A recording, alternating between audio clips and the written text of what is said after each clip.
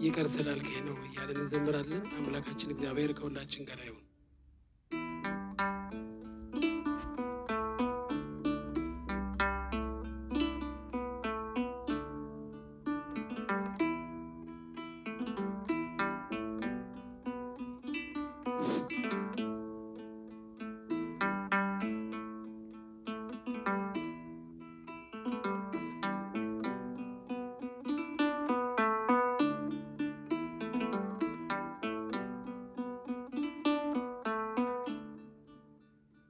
ይቅር ስላልከኝ ነው የእኔ መቆም፣ ደግሞ እንዳልፈርድ እርዳኝ፣ ደግሞ እንዳልፈርድ እርዳኝ በሰዎች ድካም።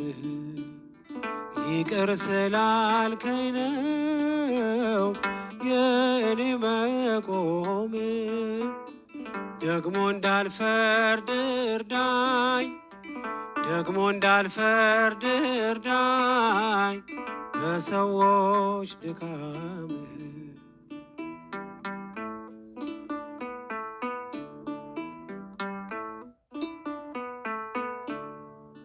ለዛሬ መድረሴ አይደል በጽድቄ፣ እያነሳኸኝ ነው አይተ ወድቄ። በፈረድኩበት ፍርድ እንዳይፈረድ አልሆን ፈሪሳዊ ወንድሜን ልውደድ። ጉዱፍ ሆናለኝ የወንድሜን በደል፣ አለ በኔ ላይ ምሰሶን የሚያህል። ጉዱፍ ሆናለኝ የወንድሜን በደል፣ አለ በኔ ላይ ምሰሶን የሚያህል። ይቅር ስላልከኝ ነው የእኔ መቆም፣ ደግሞ እንዳልፈርድ እርዳኝ፣ ደግሞ እንዳልፈርድ እርዳኝ በሰዎች ድካም።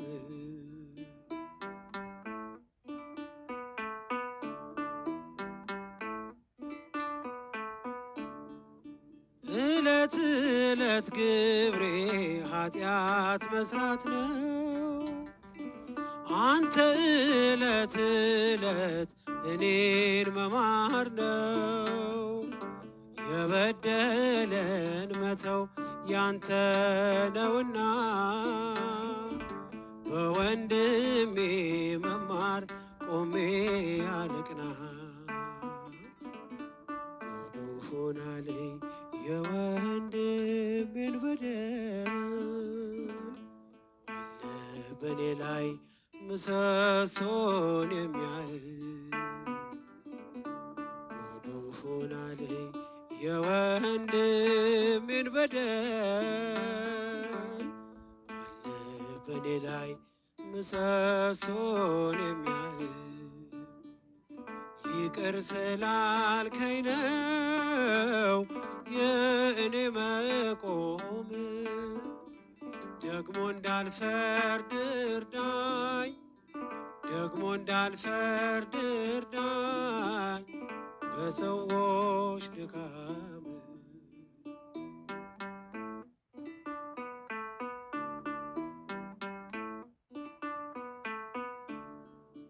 በምሕረት ብዛት ከቤት ልግባ፣ ዘውትር ላቅርብልህ የእንባዬን መባ። የውስጤን ማንነት ላንተ ልግለጥ፣ ለሰው አሳልፈ ለማትሰጥ። ጉዱፍ ሆናለኝ የወንድሜን በደል፣ አለ በኔ ላይ ምሰሶን የሚያህል። ጉዱፍ ሆናለኝ የወንድሜን በደል፣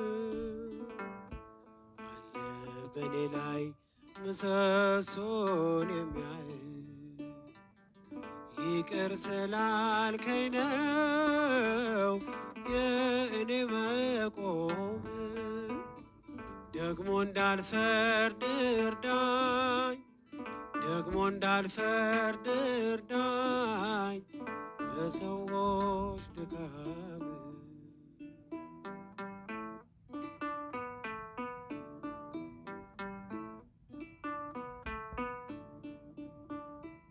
በምድራዊ ሕይወት በምድራዊ ሕይወት በፈተና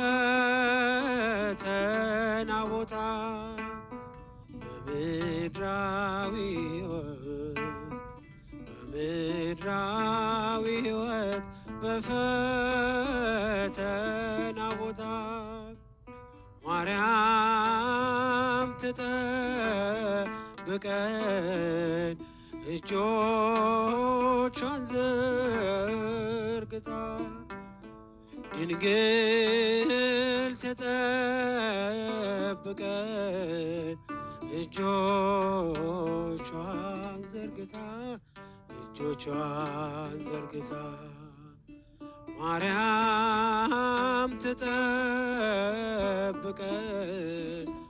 እጆቿን ዘርግታ ድንግል ትጠብቀን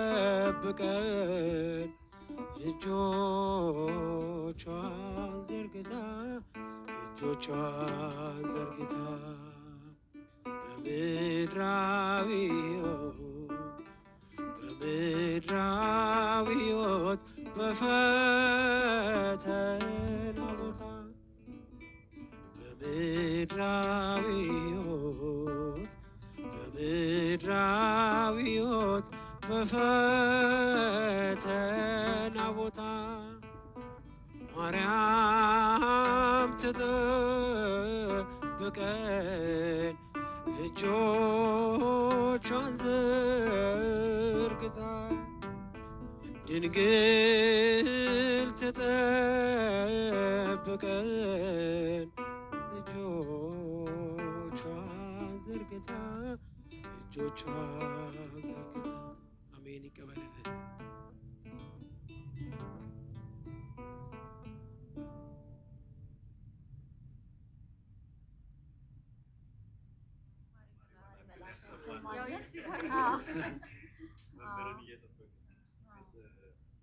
መምህር ገልጾልናል። ከጉዞ ነው የመጡት። በጣም አድካሚ ጉዞ አድርገዋል። በዚህ መካከል እንኳን መገኘት ቀላል አይደለም።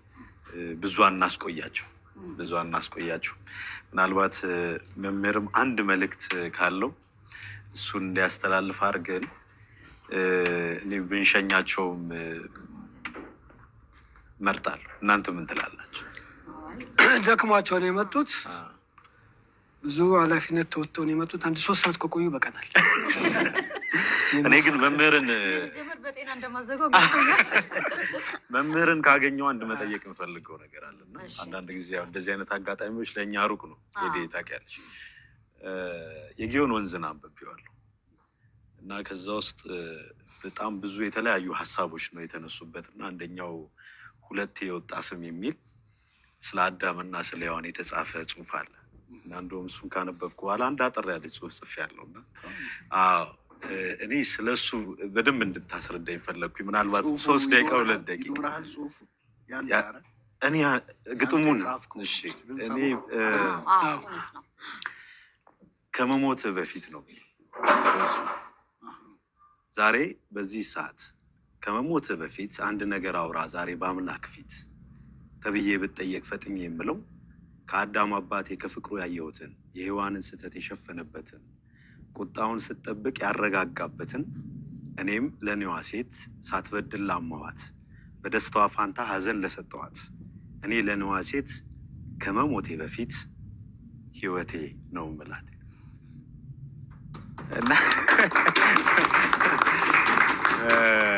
እሱን ካነበብኩም በኋላ ነው እችን ግጥም የጻፍኳት እና በጣም ሩቅ ስለሆነብኝ ለምሳሌ ምንድነው ጽሑፉ ላይ ያለው በምድር ላይ ያው ትልቁ በደል አዳምን ከገነት ያስወጣችበት ነው ለበደለ ሰው በምድራዊ ህይወት የምንሰጠው ነገር ስድብ፣ ዛቻ፣ ማስፈራሪያ ምናምን ሊሆን ይችላል።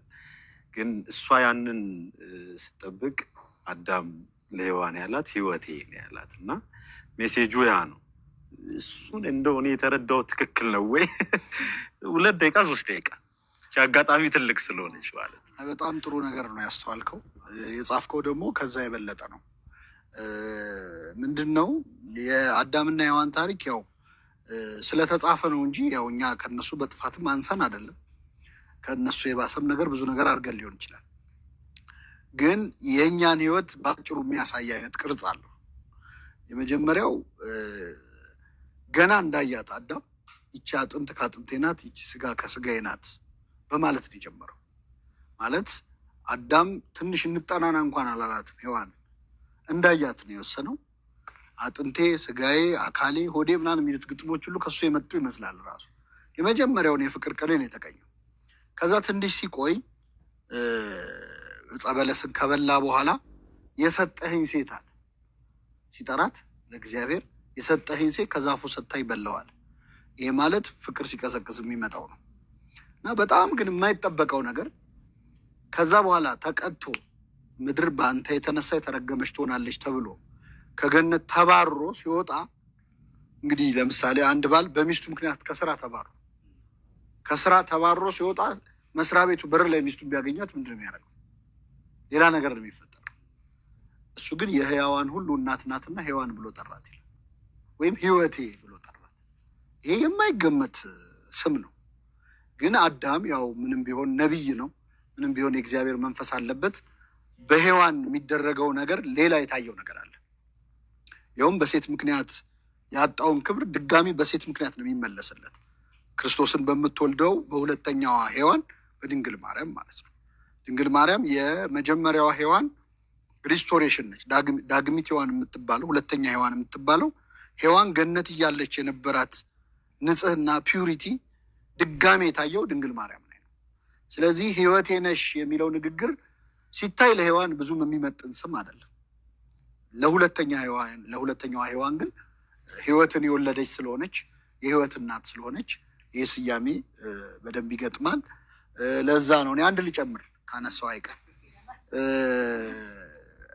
ሁሉም ሰው የኢዮብን ታሪክ ያውቀዋል መጽሐፍ ቅዱስ ላይ ያለው እና ኢዮብን የእግዚአብሔር ወዳጅ ስለመሆኑ ቀድሞ ሲመሰክርለት እግዚአብሔር ባሪያዬን ኢዮብን አየኸው ብሎ ለሰይጣን ነገረው።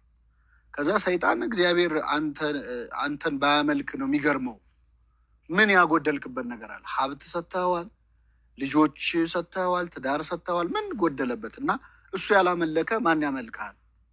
አንዱን ነገር ብታነሳበት ካለው ነገር ላይ ብትወስድበት ይሰድብሃል። እንግዲያውስ ሂድና የፈለግከውን አድርግበት፣ ህይወቱን ግን እንዳትነካ። ህይወቱን ሳትነካ ሌላውን ነገር ግን አድርግበት አለው። ሰይጣን መጀመሪያ ሄዶ የኢዮብን ሀብቱን በጣም ብዙ ገንዘብ አወደመበት፣ ባዶ እጁን አስቀረው። እግዚአብሔር ሰጠ፣ እግዚአብሔር ደሳ፣ የእግዚአብሔር ስም የተመሰገነ ይሆናል። ከዛ ቀጥሎ 10 ልጆቹን በአንድ የገደለበት። አሁንም እግዚአብሔር ሰጠ፣ እግዚአብሔር ደሳ አለ።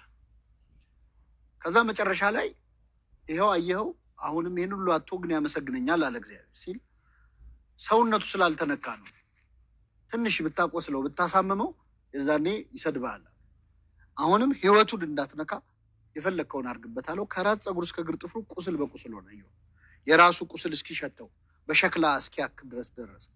ከዛ ሚስቱ መታ ስደበውና ሙት ብላ እስክትፈትነው ድረስ ደረሰ ይላል። አሁን ይሄን ታሪክ ያነሳውበት ምክንያት ኢዮብ ላይ 10 ልጁን ገሎበታል ሰይጣን። ሀብቱን አውድሟል፣ ጤናውን አሳጥቶታል። ሚስቱ ግን አልሞተችም። ሚስቱ ለምን አልሞተች ማለት ልጆች ሲሞቱ አብራ ለምን አልሞተች? እግዚአብሔር አስቀድሞ ህይወቱን አትንካ ብሎት ነበር። ሚስት ህይወት ነች ለካ። ስለዚህ ህይወቱን አትንካ የሚለው ቃል ሚስትየውንም ያካትታል ማለት ነው። እና ልክ አንተ ሚስትን ህይወት እንዳልከው ለኢዮብም እንደዛ ነው ማለት ነው።